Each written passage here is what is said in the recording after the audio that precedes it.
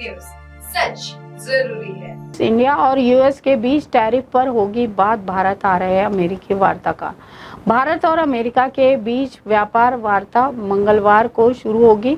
वार्ता के लिए अमेरिका के मुख्य वार्ताकार ब्रेंडन लिंच भारत आ रहे हैं और यह वार्ता इस समय होगी जब राष्ट्रपति ट्रंप ने भारत पर 50% टैरिफ लगाया है।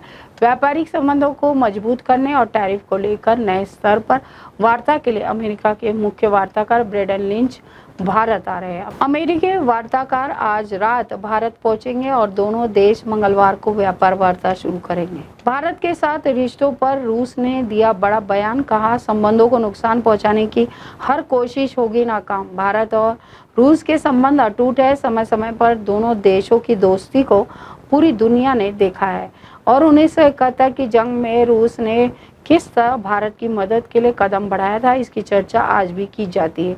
इस दोस्ती में कई बार दरार डालने की कोशिश की गई। ताज़ा उदाहरण के तौर पर बातें करें तो अमेरिकी राष्ट्रपति डोनाल्ड ट्रंप भारत पर टैरिफ लगाने के बाद यह सोच रहे थे कि उनसे रूस के साथ दोस्ती टूट जाएगी।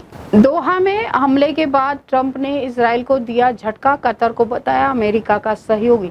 इजराइल ने कतर की राजधानी दोहा में हमास नेतृत्व के ठिकानों पर बमबारी की थी।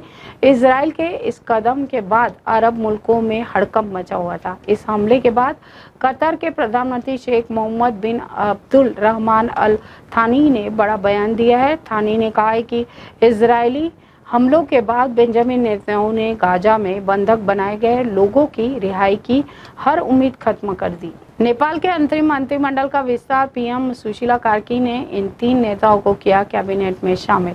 नेपाल में सोमवार को पीएम सुशीला कार्की के नेतृत्व वाली अंतरिम सरकार के मंत्रिमंडल का विस्तार किया गया। पीएम सुशीला कार्की ने के कैबिनेट में 3 नेताओं को शामिल किया है।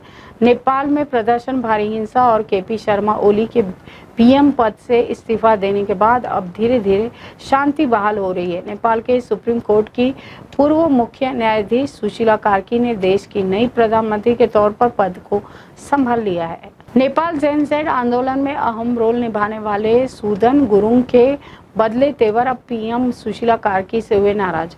नेपाल में अंतरिम सरकार का गठन हो गया है और सुशीला कार्की देश की नई प्रधानमंत्री बनी है। नेपाल में मंत्रिमंडल विस्तार होने वाला है। ऐसे में जेनजेड आंदोलन का प्रमुख चेहरा रहे सुदन गुरुङ ने पीएम कार्की को लेकर सख्त तेवर दिखाने शुरू कर दिए हैं। अमेरिका, दक्षिण कोरिया और जापान ने किया ऐसा ऐलान। भड़क गया उत्तर कोरिया, दे डाली चेतावनी।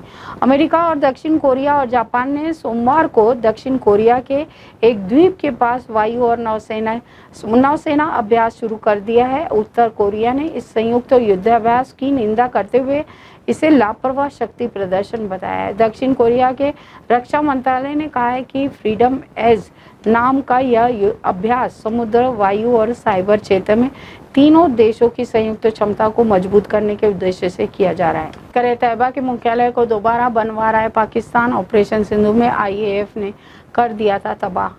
भारतीय वायुसेना द्वारा ऑपरेशन सिंदूर मिशन के तहत 7 मई को किए गए हवाई हमले में आतंकी संगठन लश्कर तैयबा के मुख्यालय मरकज तैयबा को पूरी तरह तबाह कर दिया गया था, जिसका अब फिर पुनर्निर्माण कराया जा रहा है। टेक्सास में भारतीय मूल के नागरिक की हत्या पर भड़के अमेरिकी राष्ट्रपति डोनाल्ड ट्रंप, कह दी बड़ी बात।